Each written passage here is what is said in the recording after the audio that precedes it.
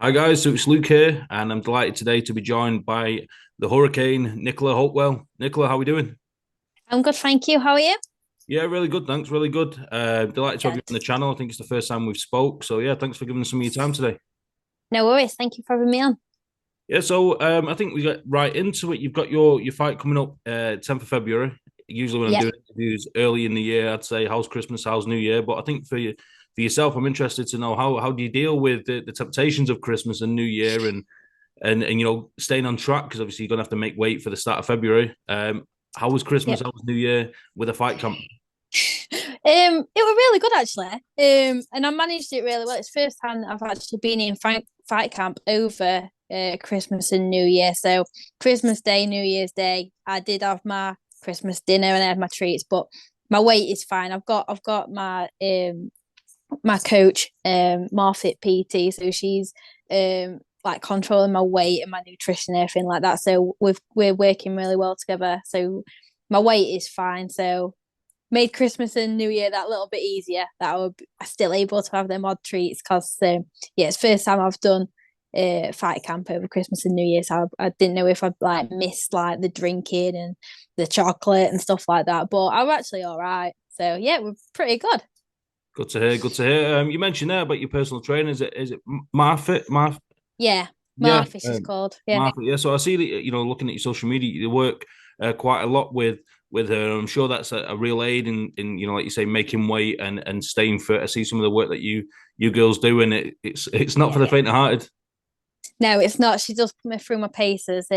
She does my strength and conditioning, and she also like does my like my cardio training, so my hit training and my sprints and stuff like that. So that's away from my boxing gym, and then I also have my boxing gym as well, where I do all my pad work, my sparring. But Marfi and Daz is my boxing coach. They do work well together and they talk to each other, so we know what we're doing each week and who's doing what and stuff like that. So we've got a good plan in place for this camp, and it's going really well.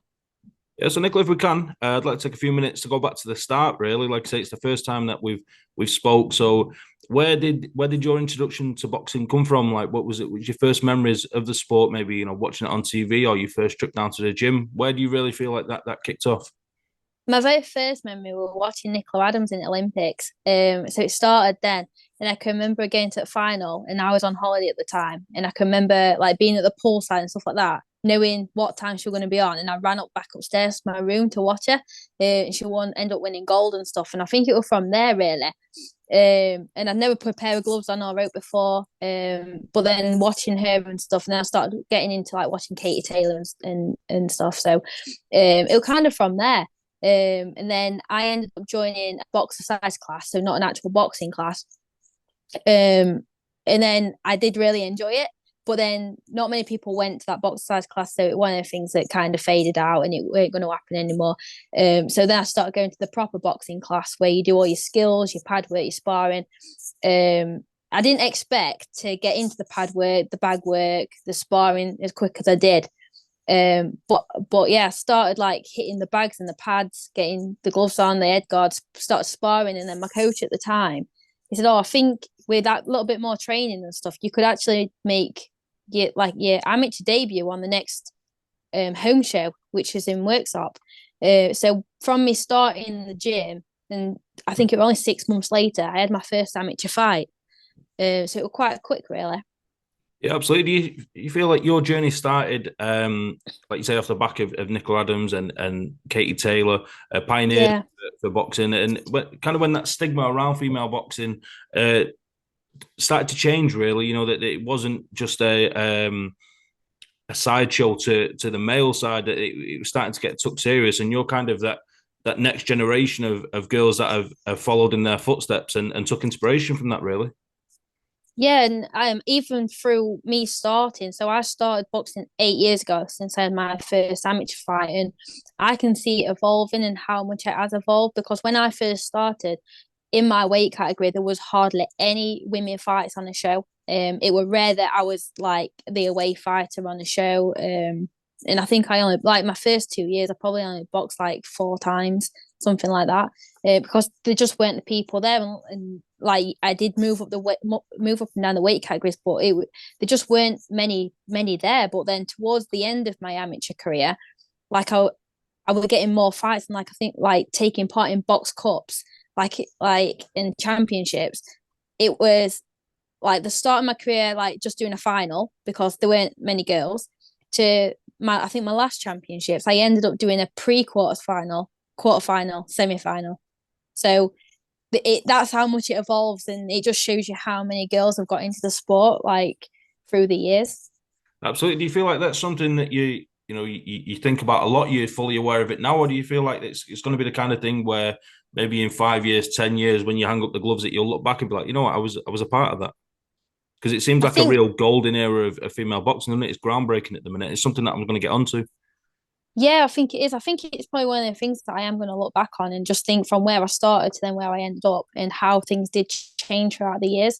Um, so yeah, I think it'll just be one of them where I'll be able to look back in a few years' time and just see who was there at the start and then how many was there at the end and like what I achieved and who I had to box really and what did I box like the pre-quarterfinals. Like that's just crazy. Like I only knew the lads do that, so the first time I had to do that, I think that's when it kind of sunk in that actually women's boxing is taking off and there's more girls actually getting involved in it. And obviously now with the pro game and stuff like that, it like in my weight category, there's only probably 5 in the UK at the minute. But if you move up and down a weight category, you can there's quite a few fights.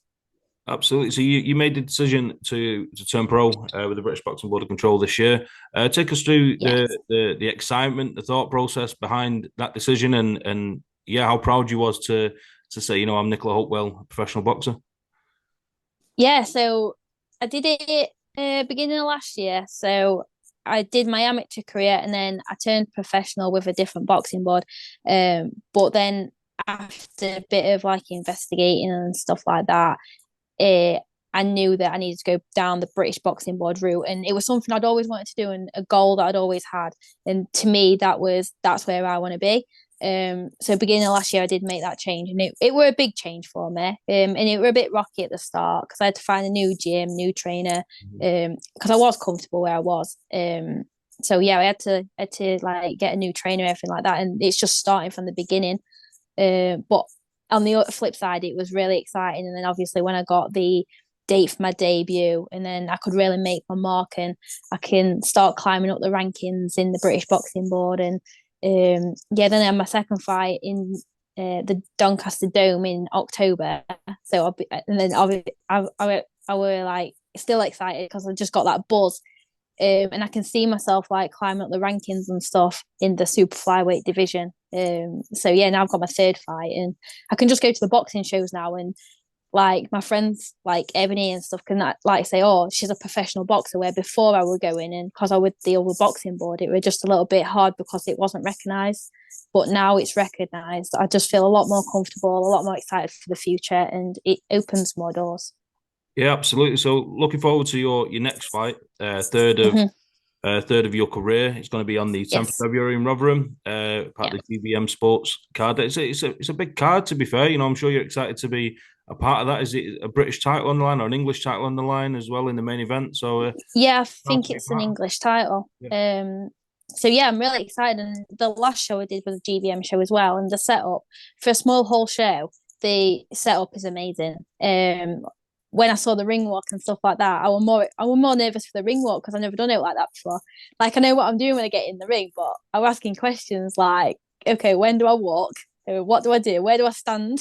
Just stuff like that because I've not done it like that before. But yeah, the production that GBM put on for a small horse show is absolutely amazing. Brilliant, brilliant. We look forward to that fight. But in terms of 2023 as a whole, do you look Mhm. and set yourself goals? You just see this as like, fight by fight? Do you have like an idea of how you want the year to play out, I guess? I guess I've got a few goals. Like I'd love to box on like a TV platform, a TV show. Um, Even like if it's on like the undercard of like either Boxer or Matchroom or something like that. That is my goal for 2023, probably towards the end of the year. But at the minute, take it fight by fight and just keep building up those rankings and moving up the rankings in the super flyweight division. And then hopefully one day I'll get my chance at being on a TV show.